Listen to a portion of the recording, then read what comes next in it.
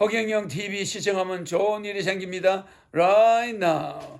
여보세요. 네, 안녕하세요, 총재님. 네네, 반갑습니다. 네, 반갑습니다. 허경영입니다. 네. 서울시장 후보, 예비 후보 허경영입니다. 네, 안녕하세요. 네, 우선 네. 바쁘신 와중에 이렇게 시간 내주셔서 감사합니다. 네, 반갑습니다. 지금 서울시장 후보 선거가 치열해지면서 이런저런 정책이 나오고 있는 와중에 이제 총재님께서도 내셨던 정책과 유사한 정책들이 나오고 있고 특히 나경원 예비 후보의 그 공약이 특히 더 닮았다 이런 얘기가 나오고 있어서 이에 대해서 좀 총재님께서는 어떻게 생각하시는지 그 총재님의 정책과 유사한 정책 내고 있는 것에 대해서 어떻게 생각하시나요? 그러니까 우리가 제 공약은 33년 전에 만든 33가지 혁명 공약입니다. 그게. 그 공약에 있는 미래에 나타날 출산 문제를 이걸 그대로 그때 준비를 해놨죠. 결혼하면 1억, 아기 낳으면 5천만 원 공약을 했었는데 네. 그것이 요새 많이 지자체에서 모방하고 있죠. 제 33가지 공약은 특허를 내놨는데 그래도 제가 아무 말도 안 하고 있습니다. 근데 나경원 씨 거는 보니까 10년에 1억을 주겠다는 건데 결혼 수당을 주겠다는 거는 내 공약을 그대로 여러 가지 모방이 된 것 같아요. 그러나 나는 별로 개의치 않습니다. 그분이 요새 국민들이 그게 젊은이들과 직장 못 구하고 결혼 못하는 거 여기에 대해서 고민하는 것 같아요. 나경원 씨가. 그래서 나는 그런 걸 좋게 봐요. 총재님께서 고민하고 있던 문제들에 좀 관심을 가지는 것에 대해서 긍정적으로 보고 있다. 그렇죠. 이렇게. 그렇죠. 누가 하더라도 지금 정치를 하는 사람들이 내 공약을 가지고라도 하면 되는데 나는 그 공약에 33가지가 이 시스템화되어 있습니다. 그게 무슨 메커니즘이 돼 있어요. 자동차가 있으면 다이아가 있어야 되고 엔진이 있어야 되고 이렇게 되는 건데 그중에서 결혼 공약만 살짝 빼가서 하는 거는 실현성은 좀 희박해 보입니다. 그러나 그렇게라도 하겠다고 정치인들 중에 나경원 씨가 마음을 먹었다는 것은 좋은 생각이라고 생각해요. 누가 하더라도 우리 국민들이 조금이라도 그런 고통 속에서 젊은이들의 결혼이나 이런데 조금이라도 정치인들이 내 걸 모방하더라도 하겠다고 그러면은 좋은 거죠. 심지어 미국에서 내사라 계사라는 법이 트럼프가 만들었잖아요. 내사라 계사라 NESARA 이거는 내사라는 내셔널이고 계사라 지는 국제적인 뜻이죠. 그러니까 내사라 계사라 트럼프가 만든 것도 내 공약 33가지를 표방한 거예요. 거기는 보면 화폐개혁, 세금을 단일화하고 세계 평화를 촉구한다는 등 그게 전부 내 공약 한 10가지가 들어있어요.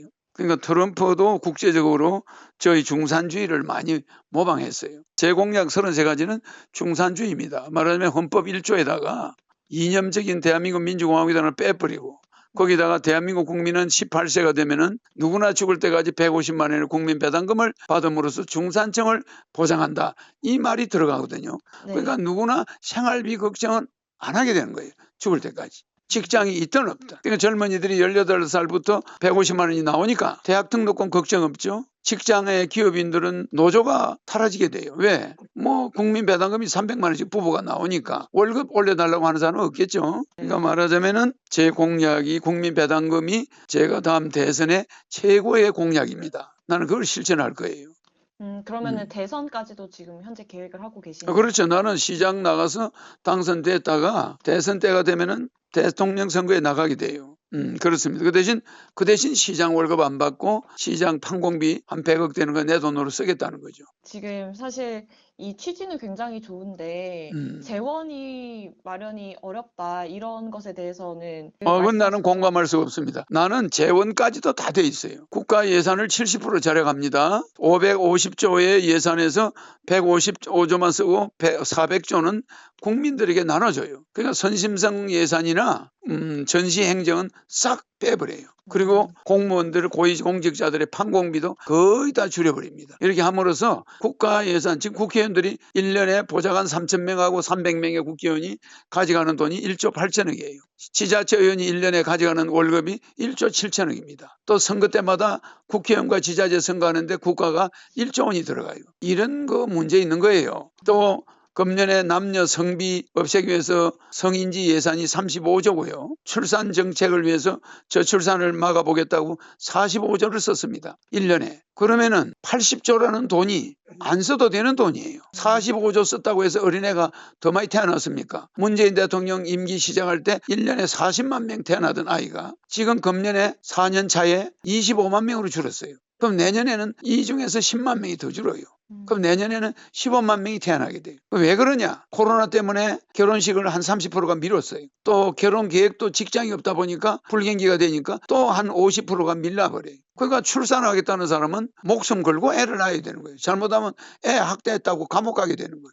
애 우유값도 없고 이래보세요. 애 데리고 이사 갈 데도 없고 방에서 쫓겨나 보세요. 어디로 갑니까? 어린애 데리고. 그러니까 이런 비참한 신세가 되지 않기 위해서 애를 기피하게 되니까 우리나라가 코로나 때문에 까딱하면 애가 거의 못 태어나게 되는 나라가 될 수도 있어요. 이런 걸 30년 전에 33년 전에 내가 미리 내다보고 이 공약을 33 공약을 만든 거는 굉장히 메커니즘이고 성견지명의 발로죠. 그러니까 지금 뭐 가정들의 부모들이 어린애 장가 못 보낸 사람들이 어마어마하게 많아요. 40, 50인데도. 그들이 부모한테 목을 메고 붙어 있어요. 직장 못 가는 사람 너무 많아요. 대학생들이 직장 구했다고 해서 부모가 기뻐했더니 보니까 어디 명함 이름 빌려주고 어떤 부정한 돈 심부름하는 회사야. 그런 회사 외에 사람을 제대로 뽑는 데가 없어요. 그런 젊은이들이 직장을 잃어버리니까. 결혼 못 하잖아요. 그런데 여기다 매월 150만 원씩 안정적으로 국민배당금을 준다면은 결혼도 누구든지 할 수 있고 또 거기다 연애수당을 20만 원씩 줘요. 그 연애도 우리가 시에 국가에서 권장해요. 이제 각 가정에 부모들이 자녀 결혼시키는 거 한계가 있습니다. 국가가 생활비 줘. 월 300만 원. 150만 원씩 부부 300 아닙니까? 결혼만 하면 가정을 이끌어가는 데는 직장이 있고 없고가 아무 문제가 안 된다 이 말이에요. 이렇게 해줘야지 결혼수당 3억. 결혼하면 3억을 줍니다. 1억은 그냥 주는 거고 2억은 무이자로 영구적으로 빌려주는 거예요. 그럼 그거 다 그냥 주는 거 아닙니까? 결혼하면 3억, 애 낳으면 5천만 원, 그리고 연애하면 20만 원. 이렇게 주니까 우리 젊은이들이 마음 놓고 결혼할 수가 있는데 지금은 직장 없으면 생활비를 어디서 가져옵니까? 그러니까 이 결혼 비용이 있어서 못 가요. 그런데다가 또 연애 돈이 없어서 못하는 실직자가 많습니다.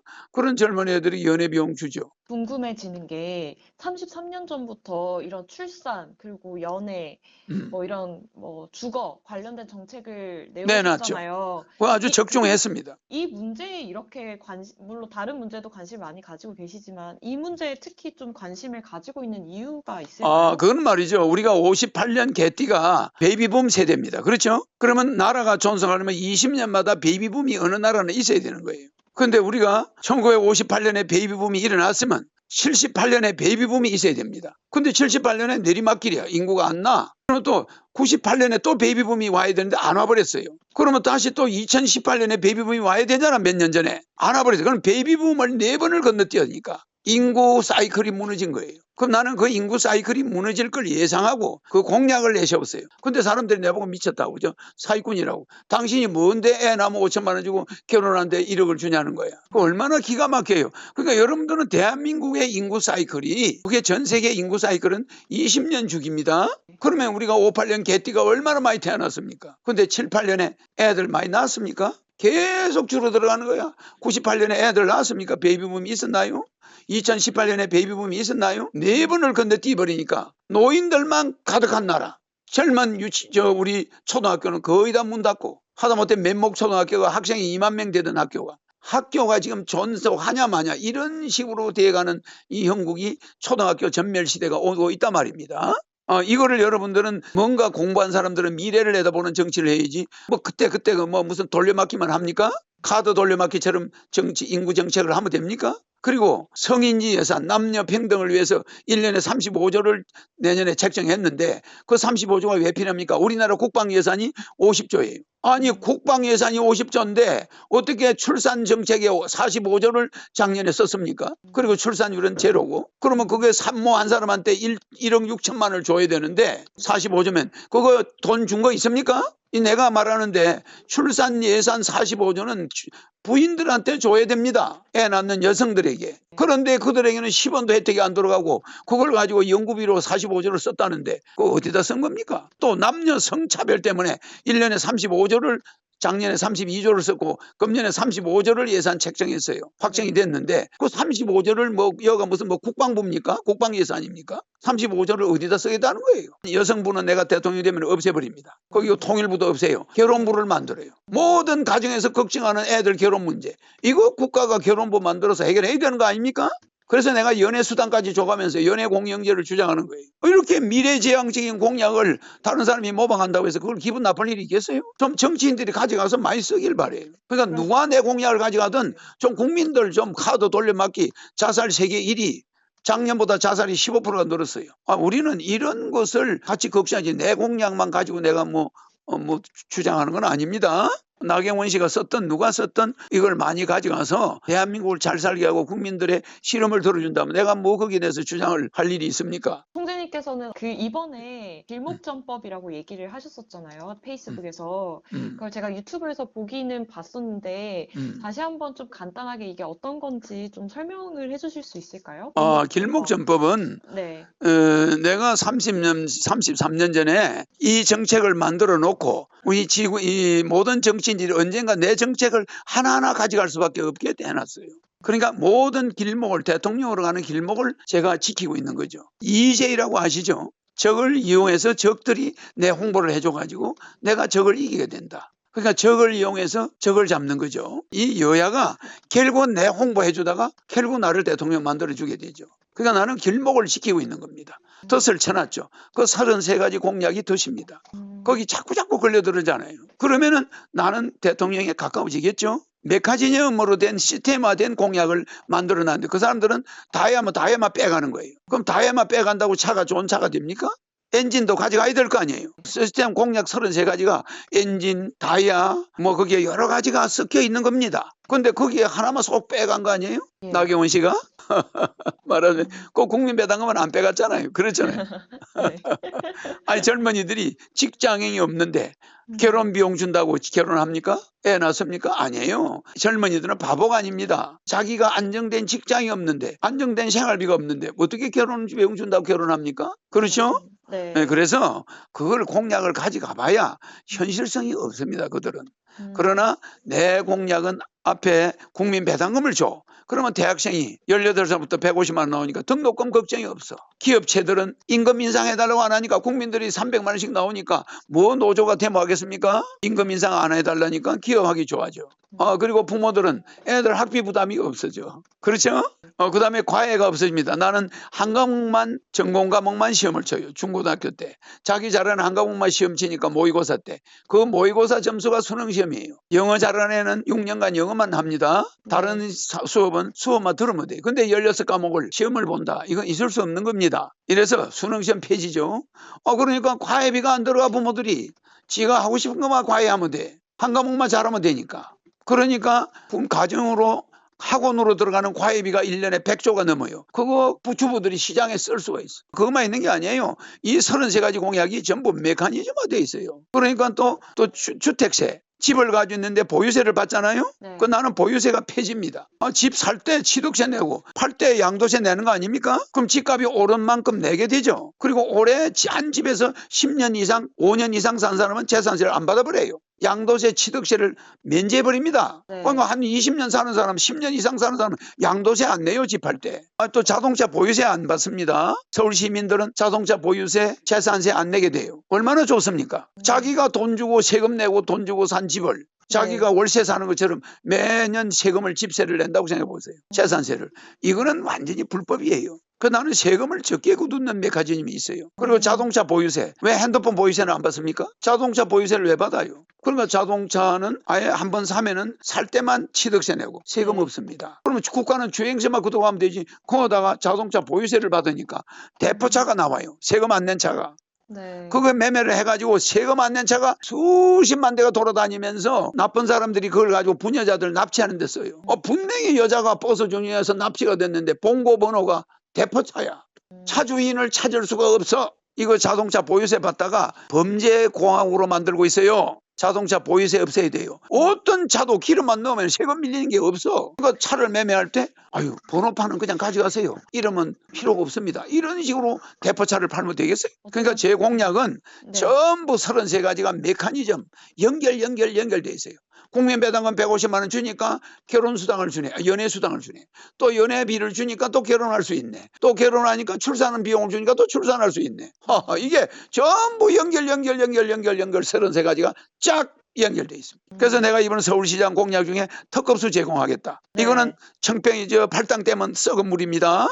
700리를 거쳐 오는 거예요. 충주댐에서부터 700리를 거쳐 남한강물을 왜 서울 시민이 먹어야 됩니까? 거기에 축산 폐수, 화장실 폐수, 또 세탁기 폐수, 농약 폐수, 거기서 동물 축사 폐수, 거기서 벌레가 나왔죠 지난번에. 그래서 나는 파라오, 금강산에서 직접 내려오는 파라오댐, 소양강댐, 설악산에 내려오는 소양강댐, 들판에 논을 거치지 않은 물입니다. 산에서 바로 내려온 물이야. 턱급수를 서울 수도권 2천만 명에게 주겠다. 그거 하나만 공약입니다. 네. 재산세 안 받겠다. 네. 자, 자동차 보유세 안 받는다. 특급수 매기겠다. 내 월급 네. 안 받고 판공비 안 받겠다. 내 돈 내겠다. 이게 네. 내 공약입니다. 말씀을 듣고 보니까 서울시장 공약 듣고 나니까 그 공약을 바탕으로 좀 어떤 서울시를 만들고 싶은지 어떤 사람이 좀 서울시장이 되어야 되는지에 대한 그 고민을 서울시장은 해봤- 만약에 여야 누가 서울시장이 되면은 잘 들으세요. 지금 서울 국회의원은 서울시의 구청장은 24개가 강남구 서초구 빼고는 전부가 민주당입니다. 맞아요. 맞습니다. 그러면 만약에 국민의힘에서 시장이 한번 뽑혀보세요. 모든 행정이 서로 다툼이 일어나요. 일관성이 있겠습니까? 이거는 서울 시민들이 괜히 정당 보복에 매달려 가지고 되는 일이 없는 거예요. 의회에서 뭐든지 부포가 일어나가 반대가 될 거예요. 자, 반대할 거 아닙니까? 그럼 네. 시장이 뭐 일을 할 수 있겠어요? 그런데 허경영이가 시장이 되면은 여도 아니고 야도 아니야. 보복 정치는 안 할 거 아닙니까? 그렇기 때문에 지금 여야가 시장이 된다는 건 어불성설입니다. 대단히 위험한 발상이에요. 서울 시민들이 잘 이번에 정신 차려야 됩니다. 만약에 야당을 뽑아놓으면은 여당 한 구청만 빼고 모든 구청장이 여당입니다. 그 무슨 시장 노릇 하겠어요? 제가 하면은 딱 전생경 스탑하고 선심성 예산 스톱해버리고 시 예산 70% 딱 줄이고 조용히 시가 쓰레기나 청소하고 시에 더 이상 도로 만들고 지나친 발전은 전부 스탑시켜버립니다. 그러니까 각 구청에 부탁할 것도 없어요. 지자체 의원들한테 부탁할 것도 없어요. 서울시는 조용히 침묵 상태에서 서울 시민들의 필요한 것만 제공해주고 조용한 서울을 만들 거예요. 그러면 아까 말씀하셨던 33개 공약은 나중에 대통령이 될 되셔서- 때. 그렇죠. 내가 만약에 서울시 예산 70%를 절약해가지고 서울시장을 원만하게 하면은 그거는 다음 대선에 국민들이 믿어주는 거 아닙니까? 저 사람이 예산 70% 절약해가지고 절약하면 400조 아닙니까? 400조를 가지고 국민 배당금을 주는데 그것이 모자라면은 또 뭐가 있냐? 우리 교도소 웬만한 거 폐지하고 벌금제로 바꿔요. 거기서 1년에 100조가 들어옵니다. 세금 36가지를 통합하면은 거기서 세금이 100조가 늘어나요. 그 다음에 500만 명의 브로커를 사업자 번호를 줘가지고 거기서 세금을 징수하면 연간 100조가 들어옵니다.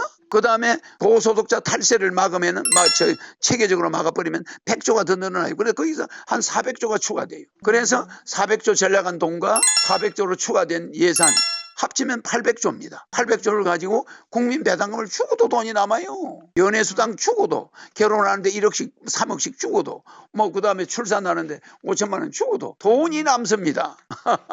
네, 이해가 됐습니다. 맨날 똑같은 사람 여야 그 나물의 그 밥입니다. 제가 만약에 방송에 한번 나간다면은 네.